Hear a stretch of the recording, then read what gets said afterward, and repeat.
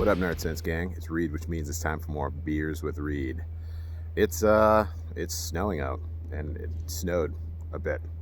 Yeah, we got another couple inches last night through this morning. Still some lingering snowflakes out. But, as a New Englander, I'm not going to let that halt production of great beer tube content for the Beers with Reid faithful. So here I am. Today I'm smoking a La Flor Dominicana 25th anniversary. This is a limited edition stick celebrating their 25th anniversary. Shout out to the Lito Gomez and Co. family. This is a beautiful Ecuadorian Corojo wrapper with a Dominican binder and filler from the La Canela farm in the Dominican Republic, owned by the Lito Gomez family. So in keeping with this beautiful fall day, it is December 11th. It's still officially fall. Yeah, looks winterish, but what better beer to do than Night Shift Brewing's Bennington? Yeah. Bennington is an oatmeal stout with Dutch processed cocoa and maple syrup. Dutch processed cocoa is a cocoa that, I'm a baker, as I've said numerous times before. It's a cocoa that has a higher fat content. So if you're using large quantities of cocoa powder in your recipes, you should really use Dutch processed cocoa. It mixes a lot better. It produces a more moister cake or brownie, whatever you're making, and it has like a mild bitterness to it, a lot less mild, a lot more mild than traditional unsweetened cocoa. Pretty good stuff. But it's named Bennington for the real star of the show, the maple syrup. So this is a beer that is a once a year drop from them every fall. I really look forward to it every year. It's one of my favorite beers seasonally, and it's one of the few that Night Shift doesn't fuck up these days. There's some of their beers that myself and the other Nerd Sense guys really enjoy from Night Shift that they've been kind of fucking up lately, which happens when you scale out as rapidly as they did. Hopefully they get their shit together, but Bennington, safe to say, they did not fuck that up. And this is a great beer. It is distributed widely across New England. I think it's available in distro everywhere right now in New York, Maine, Massachusetts. Probably find it in Rhode Island, Connecticut too. But very easy beer to get your hands on. It's 7.3%. Great goddamn beer. And this was canned November 15th. So let's take a look at it and see what's doing. Nice here, glass. Oh yeah.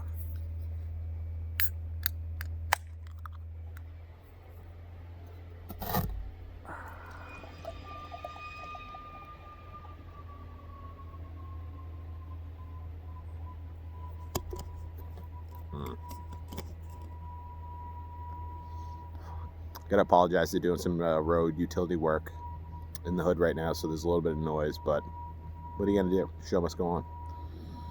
Look at that. Look at how gorgeous this fucking beer is. Nice black liquid. Nice deep khaki camel colored head. Great contrast, I love that. Very well performing head. Very tight condensed bubbles throughout at the top. Very foamy. More broad diffused bubbles, leaving nice sized craters throughout the top of the foam. Looks great. Let's get a nose. Oh man. Oh. Jesus. So loads and loads of stuff going on there. Mainly you're getting a lot of chocolate, good amount of coffee, definitely from the malts. And there's even actually a slight hint of tobacco in there as well. The maple syrup is, it's prominent. It's prominently displayed on the aroma, but it's not dominating. It's really well blended, really well balanced with everything else in there. There's even like a little bit of aged dark fruit, some raisin, stuff like that in there as well. It's very complex, a lot going on there, but big takeaways is the chocolate, good amount of coffee in there, and the maple syrup. So let's take a whack and see what's doing. Salute. Oh, goddamn. Now, in the tasting notes on Night Shift's website, they describe this as a smooth sipping fall beer. and it is incredibly smooth sipping. Very silky texture, very easy to drink, well within the limits of Crush City for a stout like this. You've got a good amount of bitterness in there from the malts and the Dutch processed cocoa, but it's got this mild sweetness throughout, and then the maple syrup. It's not really super sweet. It's not like a dessert beer. It's more of in line with like a breakfast stout, without being too sweet. It's several notches on the dial less sweet than like a Founder CBS or something like that.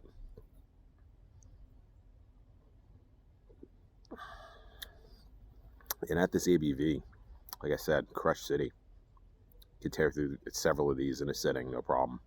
Perfect for watching the game or out having a snow day like I am today, doing some snow cleanup. But the great thing about it is it still has like a nice strong bitter backbone to it, without being too much, and it still get that sweetness that keeps you going back for another sip without being too sweet. It's not too much of anything.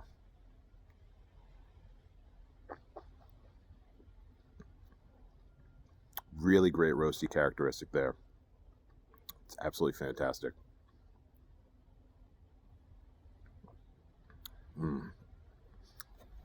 Oh man, this is fantastic. And there aren't a lot of stouts like this out there, in its weight class. I'd like to say, where it's not too sweet, not too bitter, not too much maple syrup, not too much chocolate note or anything like that. Everything is just toned down to such an appropriate level where you could. This is all day drinker for sure.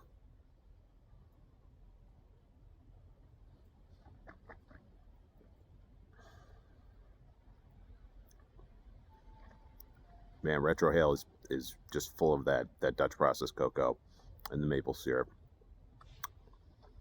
Getting a good amount of dark coffee quality in there, like a really good cold brew or something like that. So if you're not a coffee drinker, it's not enough to turn you off. Mike at Nerd Sense, he just bought the fucking case of this stuff. He's a perennial drinker of Bennington. No problems there whatsoever. But for you coffee nuts like myself and Sean at Nerd Sense, it's got what you need for sure. Again, with how available this is everywhere, get your hands on it however you have to. Don't trade anything crazy. I think it's like 15 or 16 bucks for a 4-pack too. Very approachable for the price point. Fantastic beer. And I bought this at my butcher's shop. Great thing about Bennington, it was first introduced in 2016, I believe. The great thing about it is it has such staying power. You can keep these in the fridge year round, buy enough to hold you over throughout the year for next year. This is a great summer stout too, just because of how, I don't want to say light, but it's how easy and smooth it is. It's something you can drink on a 90 degree day, no problem. Absolutely no problem.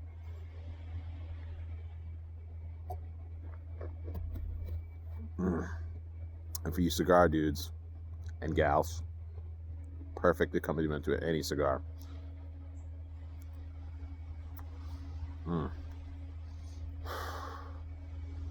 Don't even notice it's snowing and cold and miserable out right now. I'm in heaven.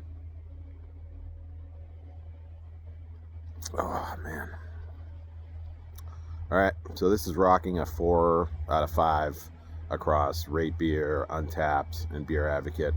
Appropriately rated, in my opinion. I can see people drinking this and wanting a little bit more out of it, but there's enough, commercially widely distributed, available options to where this is the exception. When you want something that you want kind of big flavor, but a low to moderate intensity and strength. This is the beer to go to. So if you're wanting more, pick up a Founder CBS. Pick up some other breakfast stout availables out there, like a Brigadero from Springdale Barrel Project. The Jack Savvy guys. That's one that has a little more punch than this. But if you're looking for a going out and doing shit breakfast stout, this is the one. Can't go wrong. So If you've had this one, let us know what you think. Like, comment, and subscribe on all of Nerd Sense's offering, particularly the beers with Reid. Hit the little bell icon so you get all the notifications for new videos. We're always out here braving the weather, the the scary New England weather, to produce this stuff for you guys. So give us a follow, subscribe, and stay wet and stay black. And as always, go fuck yourself.